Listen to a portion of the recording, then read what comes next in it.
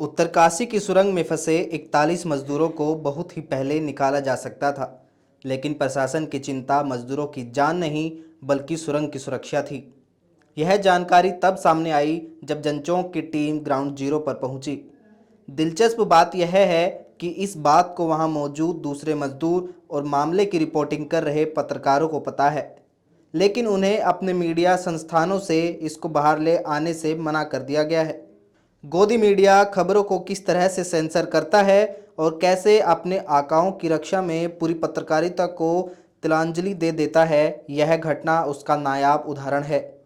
जनचौक से बातचीत में पत्रकारों ने भी इस बात को स्वीकार किया और एक मजदूर ने तो उसकी पूरी योजना ही बता दी, जिससे मजदूरों को बहुत पहले आसानी से निकाला जा सकता था। क्यों नहीं हो रही है? क्यों नहीं व्यवस्था हो रही है? एमडी जो है वो यहाँ पर नहीं है। उसका कहना था कि यह सुरंग 200 मीटर के बाद एल की शक्ल में भीतर मुड़ी हुई है, लिहाजा मुहाने से कुछ दूर पर अगर ड्रिल कर सुरंग को खोद दिया जाता तो वहां से मजदूरों को आसानी से निकाला जा सकता था।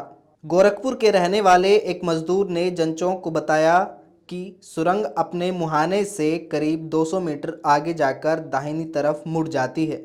ऐसे में मुहाने से करीब 300 मीटर दूर से एक छोटी सुरंग बनाई जाती तो सिर्फ 40 मीटर दूर जाकर फंसे हुए मजदूरों को निकाला जा सकता था।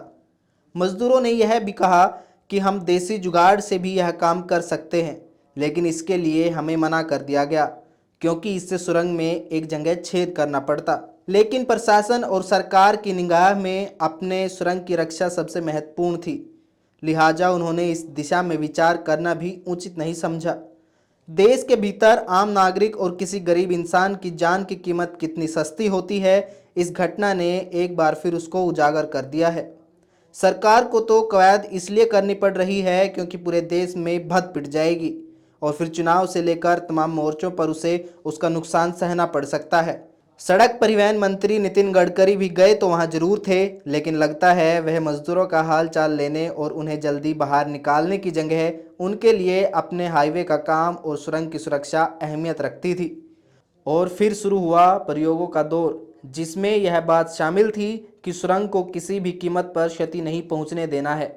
घटना के बाद सबसे पहले जेसीबी से मलबा हटाकर रेस्क्यू करने का काम शुरू किया गया था, लेकिन जेसीबी मलबा हटाने लगी तो ऊपर से और मलबा गिरने लगा। इसके बाद सुरंग में ऊपर से छेद कर रेस्क्यू करने की योजना बनी, लेकिन वर्टिकल ड्रिलिंग मशीन नहीं थी। जो मशीन मिली वह इतनी क्षमता की नहीं थी कि ऊपर से सुरंग को काटा जा सकता। हालांकि कहा तो यह जा रहा है कि किसी भी समय सुरंग से मजदूरों को बाहर निकाला जा सकता है। इसके संकेत को इस लिहाज से भी पुख्ता माना जा सकता है कि अभी तक टनल संकट से खुद को दूर रखने वाले पीएम मोदी ने अचानक उसको केंद्रित कर दिया है और रोजाना सूबे के सीएम से बात कर रहे हैं। वहां एम्बुलेंस की कतार खड़ी कर दी गई है और श्रेय लेने का यह मौका भी देश के पीएम अपने हाथ से नहीं जाने देना चाहते हैं। आप देख रहे हैं जनचौक का सोशल मीडिया प्लेटफॉर्म। हमारे YouTube चैनल को सब्सक्राइब करने के लिए बेल आइकन दबाना ना भूलें।